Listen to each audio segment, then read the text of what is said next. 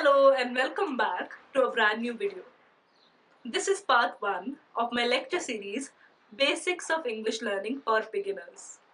Since the language of this video is in English itself, I am assuming that you know the basic English alphabets, basic English words, and basic English sentences. Nonetheless, today we are going to start with vowels and consonants of the English language. I'm sure you all know that there are 26 alphabets in English language, and these are divided into 2 or sometimes 3 groups called vowels, consonants, and sometimes semi-vowels or special vowels.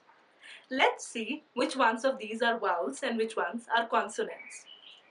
I'll mark the vowels with green ink. So let's start. A is a vowel. E is a vowel, I is a vowel, O is a vowel, and U is a vowel. Y is sometimes called a special vowel or semi-vowel. We'll come back to that a bit later, but for now let's understand what consonants are. All of the other alphabets are called consonants. So our vowels were A, E, I, O, and U. And our special vowel was Y. Before we come to what special vowel means, let's understand what vowels and consonants mean. I have written here that vowels have free airstream and the sounds are produced with your mouth open. Let's start by saying some vowels. A, E, I, O, U. Repeat after me. A, E, I, O, U. Did you notice anything? When producing this sound, there's no interruption on the airflow.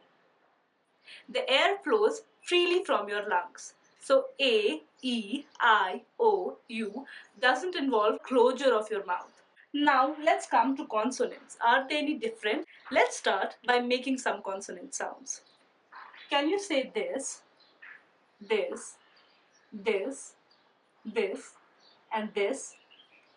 All of these are examples of consonants. So when I say B, D, F, G, and K, there's the blockage of air in my mouth. Such sounds are called consonants. Now what are semi-vowels? The only example is Y. Sounds that are sometimes considered as vowels and sometimes considered as consonants. To understand this, can you pronounce this word for me? And now pronounce this. What is this? Y. When you say Y, the sound of Y is almost like I. Is almost like I. Y. I. So I, we know, is a vowel sound. So this time, this Y is also considered as a vowel. But when we say U, the sound is more like Y. Therefore, this time it's a consonant.